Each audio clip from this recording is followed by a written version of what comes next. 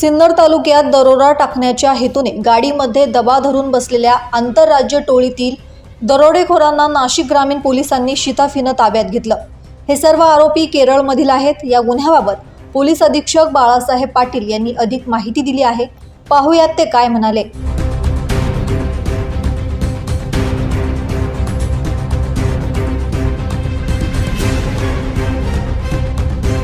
आता एक घटना घडलेली असल्यामुळे घटनास्थळावर मला जायचं असल्यामुळे आपण हे प्रेस कॉन्फरन्स जे आहे ती आपले जे दोन मुद्दे आहेत त्या मुद्द्याच्या अनुषंगाने तात्काळ पूर्ण करतो आहोत। त्याच्यामध्ये पहिली घटना जी आहे ती आंतरराज्य एक टोळी पकडण्यात यश मिळालेलं आहे। यांची पद्धत अशी होती की अंगड्याची वाहनं जी जातात त्या वाहनांना रेकी करणे, रेकी करून त्यांना एखाद्या स्पॉट असा निवडणे की ज्या ठिकाणी वाहनं सहजपणे थांबवता येतील त्या वाहनाच्या बाबतीमध्ये त्याला टेक्निकल त्याचं फॉलोअप करता येईल असं काहीतरी GPS लावणे किंवा इतर सर्व गोष्टी करणे आणि त्याच्या आधारावर केरळ राज्यातील त्रिशूर या जिल्ह्यातील हे सगळे आरोपी आहेत जे देशभरामध्ये आंध्र प्रदेशमध्ये, मध्य प्रदेशमध्ये, उत्तर प्रदेशमध्ये, महाराष्ट्रामध्ये, तामिळनाडूमध्ये वेगवेगळ्या ठिकाणी अशा स्वरूपाचे केसेस करता आहेत। ते आधी पूर्णपणे माहिती घेतात। ती जी गाडी आहे ज्याच्यामध्ये काही मौल्यवान वस्तू असतील अशा गाडीच्या काही लोकांना त्याच्यामध्ये फोडतात। ते त्यांना काही आर्थिक आमिष दाखवलं जातं आणि त्याच्या आधारावर ती गाडी कुठे कुठे जाते, किती वाजता जाणार आहे याविषयी माहिती घेतली जाते आणि या बेसवर 3-4 दिवस प्रॅक्टिस केल्यानंतर वेगवेगळे सिम कार्ड वापरतात, वेगवेगळे नंबर वापरतात आणि त्यानंतर एका रात्री एका दिवशी ते येऊन ती गाडी लुटतात आणि डायरेक्टली केरळला जातात। त्यांचे नंबर बदलतात, सगळ्या गोष्टी चेंज होतात। त्यामुळे त्यांना पकडणं ही अत्यंत चिकरीचं होतं। आपल्याकडे एक घटना वाडीवरच्या हद्दीमध्ये 11 डिसेंबर 2025 घडलेली होती। राजूर पाटी या ठिकाणी अशी गाडी, एक स्कॉर्पिओ गाडी लुटलेली होती। याबाबतची तक्रार पटेल या व्यक्तीने वाडीवरील पोलीस स्टेशनच्या हद्दीमध्ये असल्यामुळे वाडीवरील दिली होती। तसा एक 4.5 लाख रुपये गेल्याचा गुन्हा हा 288 नंबरचा गुन्हा वाडीवरच्या ठिकाणी 309(6) आणि 324(4) याच्याप्रमाणे दाखल करण्यात आला।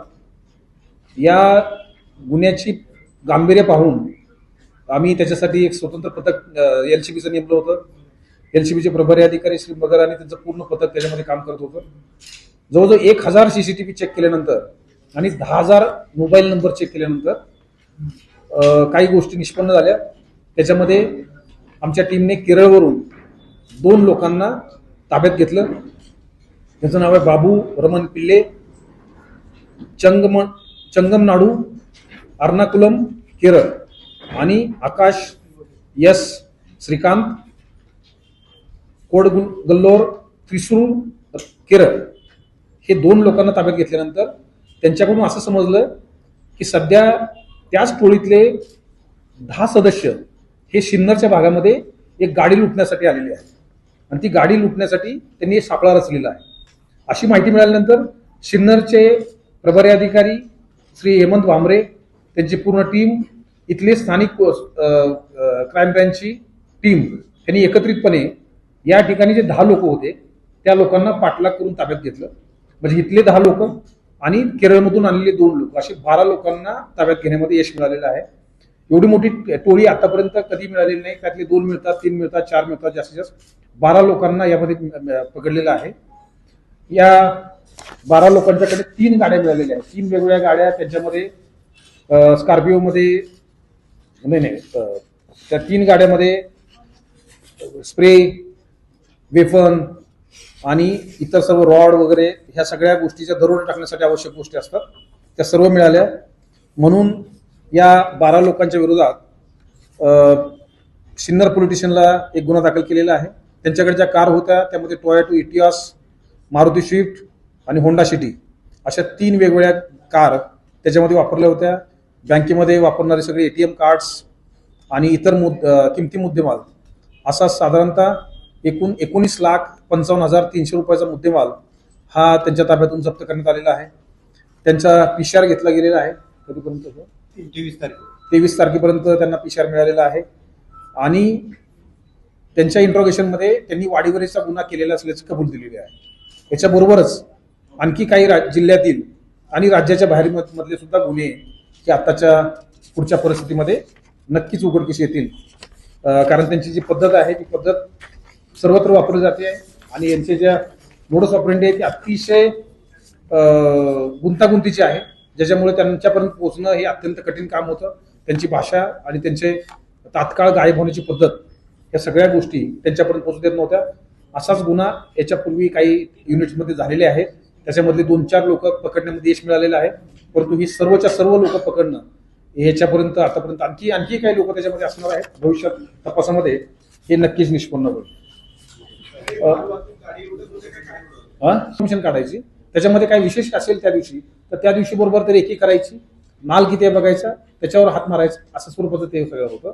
आणि हे खूप मोठी टीम असल्यामुळे त्याचे इन्चार्ज पर्यंत पोहोचणं म्हणजे खूप मुश्किल काम होतं. ते टप्पे केले होते त्यांनी, डायरेक्टली कॉन्टॅक्टमध्ये नव्हते, नंबर वापरत होते, टेक्निकली खूप साऊंड हे होतं. त्यामुळे त्यांच्यापर्यंत पोहोचण्यासाठी जवळजवळ 2 म्हणजे मला वाटतं 20 डिसेंबर पासून आतापर्यंत 20 डिसेंबर नाही 11 डिसेंबर पासून आजपर्यंत एवढा वेळ लागलेला आहे की ज्याच्यामध्ये हे सगळं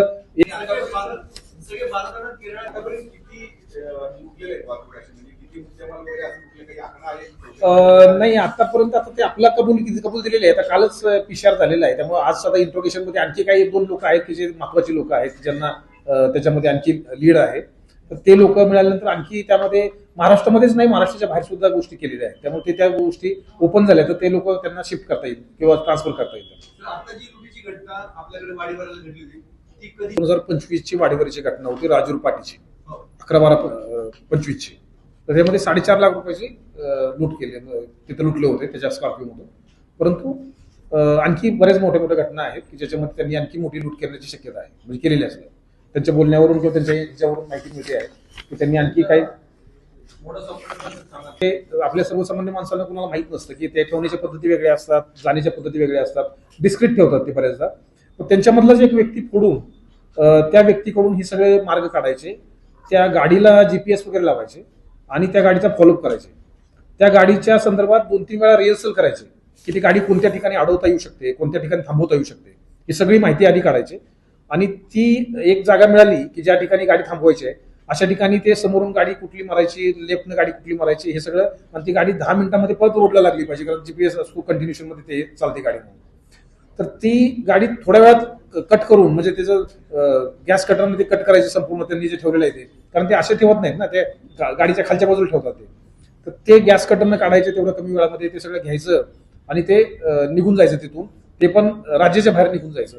ही सगळी मोडस ऑपरेंडी त्यांची अतिशय फिक्स शेड्यूल हे होतं त्यांचं. पूर्ण रिहर्सल करून करायचे, रॅन्डम काही करत नव्हते आणि काही लोकांना त्यामध्ये मदतीला घ्यायचे. आता याच्यामध्ये कोणाची मदत केली गेली, काय केली गेली, या सगळ्या गोष्टी समोर येतील. आणि त्या गाडीसोबत ते पण प्रवास करते, तुम्ही जे रिहर्सल म्हणताय हो, त्या गाडीसोबत प्रवास करून मग चाचपणी करायची. रिहर्सल म्हणजे ती गाडी निघताना पाठीमागे काय गाड्या असायच्या, पुढे काय गाडी असायच्या, आणि त्या गाडी कुठून पास होत आहेत, काय होतात त्याची माहिती त्यांना मिळायची. आणि मग ते कोणत्या ठिकाणी त्याला दाबायची, गाडी साईडला कुठलं घ्यायचे, काय करायचे, याची सगळी रिहर्सल करायची ते आधी, की कोणत्या ठिकाणी गाडी बाजूला घेता येऊ शकते, आपल्याला काय करता येऊ शकतं, हे सगळे रिहर्सल करायचे आणि त्यानंतर ते प्रत्यक्ष करायचे. आणि हे नाशिकचेच पैसे होते. हा, 4.5 लाख रुपये त्यांना फिर्यादीमध्ये आहे.